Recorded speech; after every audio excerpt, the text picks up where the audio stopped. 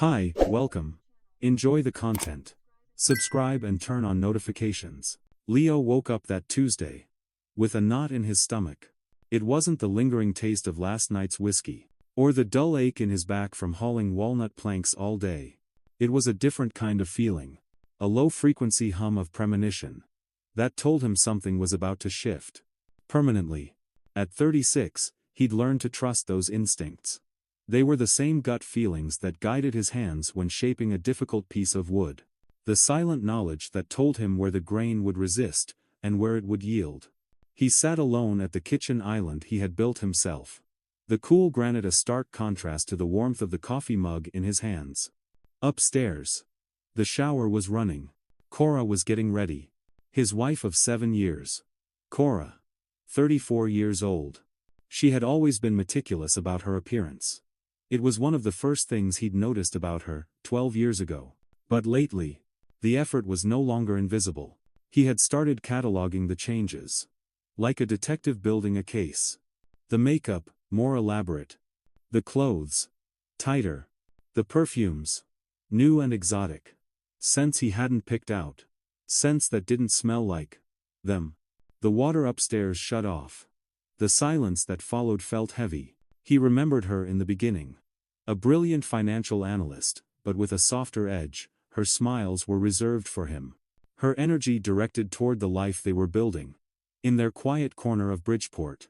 He worked with his hands, covered in sawdust. She worked with numbers and markets. At the end of the day, they met in the middle. Now, it felt like she was in a different time zone altogether. He heard the click of her heels on the hardwood above.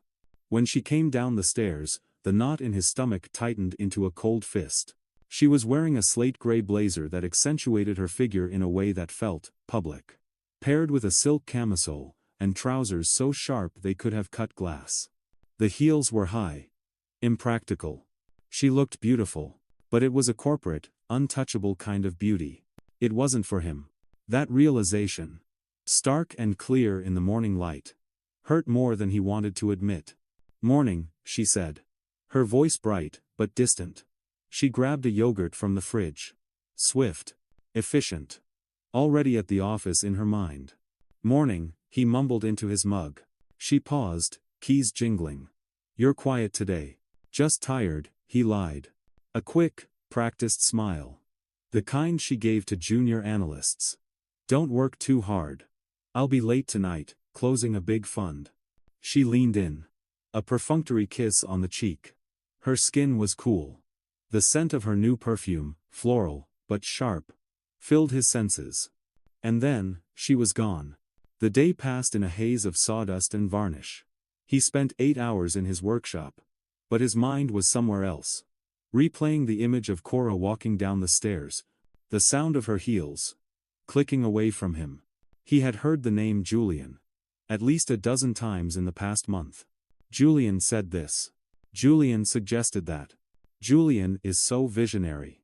Her boss. A 40-year-old man he'd met once. Rich. Good-looking. Supposedly divorced. According to Cora. That evening, he drove home feeling hollowed out. The life he had so carefully built, felt like a movie set. For a life someone else was living. He got home at 6. Covered in dust and grime. He was surprised to find Cora's car already in the driveway. She never came home this early. The scent of roasted garlic and lemon met him at the door. She was in the kitchen. Preparing an elaborate dinner. Grilled salmon. Asparagus. A bottle of expensive white wine was already open, breathing on the counter he had built. His internal alarm began to scream. Cora never cooked on weeknights. This was not routine. This was an event. "Hi, honey," she said, turning from the stove. Her smile was too wide. Too bright. The performance. Too perfect. "I had a quieter day. So I thought I'd do something special." He walked over and kissed her cheek. Forcing himself to act normal. He caught the expensive perfume again. Stronger this time. He went upstairs to shower. The hot water doing little to wash away the cold dread. They sat down to eat. At the table he'd built. He watched her push the food around her plate. She was nervous. She filled her wine glass for the 3rd time, before she finally blurted it out. The words rushing, held back under pressure. I need to tell you something. Leo set his fork down. He waited. Julian. He needs me to accompany him on a business trip. To Monterey. This weekend. He froze. Monterey? This weekend? It's an incredible opportunity, she rushed on, not meeting his eyes. There are major investors. They can only meet on Saturday. Julian needs me there. It's crucial. He placed his fork down carefully. His knuckles. White. And where are you staying? The Serenity Cove Resort, she said, the name, ridiculously romantic. The company got a corporate rate. He just stared. His silence, a heavy weight between them. And before you ask, she added, with a forced, brittle laugh, we'll be in completely separate rooms. It's just work, Leo. There was something in the way she said it. The premature defensiveness. The overly casual tone. The way her eyes darted around the room. Unable to land on him. It was a lie. He'd known this woman for 12 years. He knew, by the almost imperceptible way she bit her lower lip, by the slight tremor in her hands, by the guilty glint in her eyes, that she tried so hard to hide. Something inside him snapped. Not with a loud crack, but with a quiet, cold certainty. When do you get back? He asked. His voice. Flat. Sunday night. We leave Friday morning. She stood up quickly, gathering the dishes. Desperate for something to do. But Leo was no longer just worried. He was certain. And as he sat there, a plan began to form. In the cold, quiet space, where his trust used to be. Sleep was impossible. After he heard the slow, even rhythm of Cora's breathing, he slipped out of the room. He went downstairs to his office. His sanctuary. Tonight, it was his command center. He sat in the dark. The only light from the monitor. He typed, the Serenity Cove Resort, Monterey. The website loaded. It was exactly what his gut had told him it would be. A romantic paradise. A slideshow of breathtaking ocean views. Suites with private hot tubs. Candlelit beach dinners. Couples spa treatments. The slogan. Written over a perfect sunset. Read. Where love is reborn. No mention of conference rooms. No business centers. He scrolled through the reviews. His heart pounding a slow, heavy rhythm. Honeymoons. Anniversaries. Romantic getaways. Nobody mentioned work. The ache in his chest curdled into a hard, cold anger. He wrote down the address. New tab. He typed again. Private Investigator, Monterey, California. One result caught his eye. Marcus Vance Investigations. Specializing in infidelity cases. 25 years of experience. Office 10 minutes from Serenity Cove. Perfect. At 2 a.m, he filled out the contact form. His words, stark and clinical. The reply came with the sunrise. Mr. Hayes, I received your message. I know the place well. I can start immediately. My rate is $150 per hour, plus expenses. If your wife is being unfaithful, you will receive high-quality photographic and video evidence. Plus a detailed report. Leo called from the parking lot of a hardware store. Marcus Vance's voice was professional. Devoid of judgment. How long have you been married? Vance asked. 7 years. Together 12. Pause. Are you sure you want this evidence, Mr. Hayes? Because once you see it, you can't unsee it. Leo closed his eyes. He remembered, with a sudden, sharp pang. Cora suggesting a weekend trip last summer. He had brushed it off. Too busy. Too tired. The memory was inconvenient. He pushed it away. This wasn't about him. I need to know the truth, Leo said, his voice firm. I need certainty. Then you'll have it, Vance replied. I'll be at the airport when they land. I won't lose sight of them. Leo transferred the retainer fee. He didn't feel sad anymore. He felt a strange sense of power, of reclaiming control. He was no longer a victim waiting for the blow to land. He was setting a trap. The next 2 days were a quiet, methodical torture. He played his part. The loving husband. On Thursday morning, after Cora left, he went into her home office. He found it tucked inside an old folder. A printed hotel reservation. His blood ran cold as he read the details. 1 presidential suite. Check-in, Friday. Check-out, Sunday. Reserved under the name Mr. and Mrs. Julian Ashworth. Not two separate rooms. One suite. With trembling hands, he took photos of the document. He sent them to Marcus Vance. The reply was direct. That changes things. They're being careless. It makes my job easier. You'll have your proof. Thursday night was agonizing. Cora packed her suitcase in the living room. Leo watched from his armchair, pretending to read. He mentally catalogued every item. New summer dresses. A new swimsuit. The tag still on. Expensive a black lace lingerie. You're bringing a swimsuit to business meetings? Leo asked. The sarcastic edge in his voice, sharp as a blade. Cora laughed nervously. Not looking at him. There might be some downtime, a chance to use the pool. That night, lying in bed, Cora murmured, "I love you." For the first time in 7 years. Leo didn't say it back. He pretended to be asleep. Friday morning. Cora woke up early. Unnaturally cheerful. She wore a flowing white dress. From one of their first dates. The irony was a cruel, twisting knife.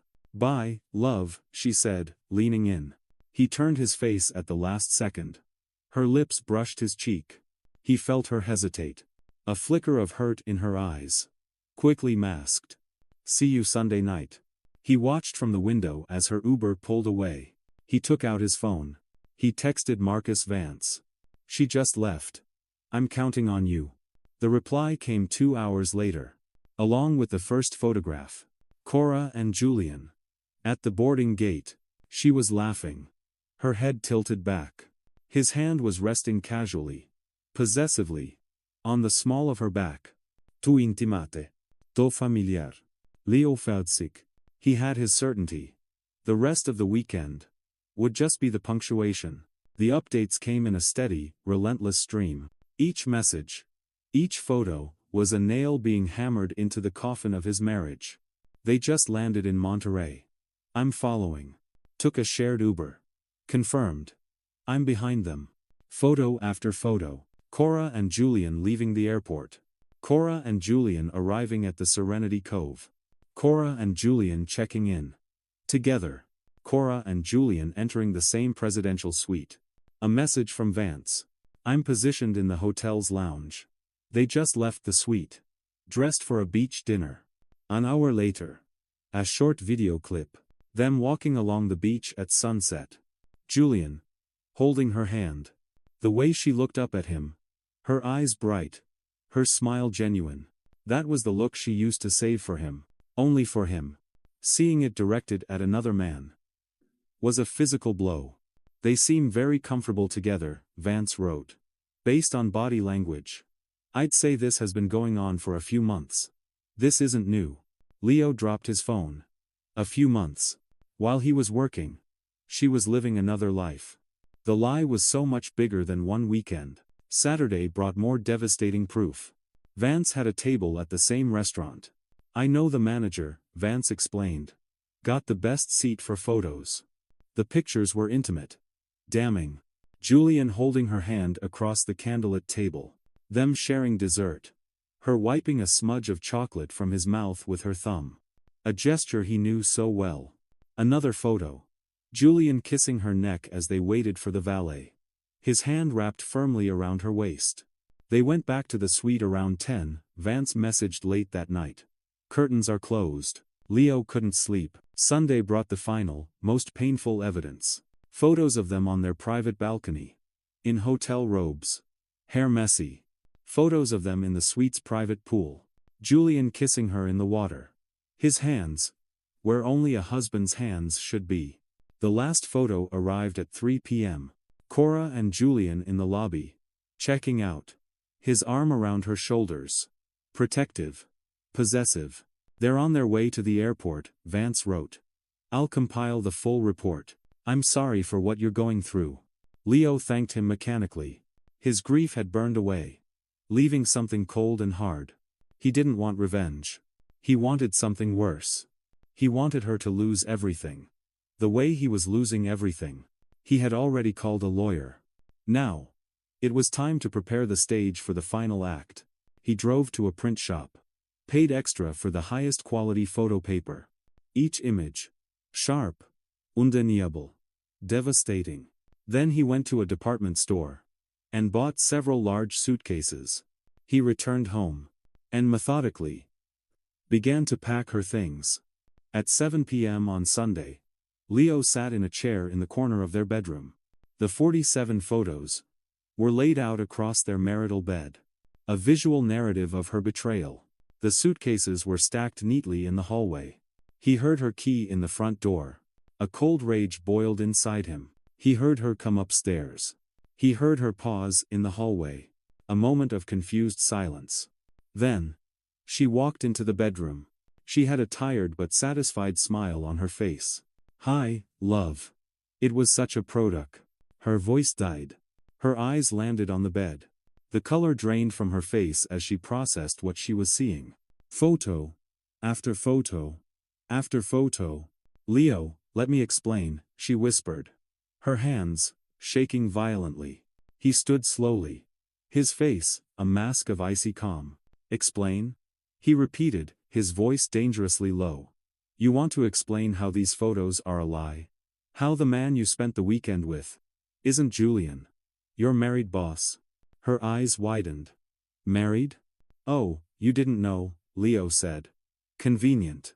Do you want to explain how the presidential suite you shared, one suite, Cora, was just a booking error?"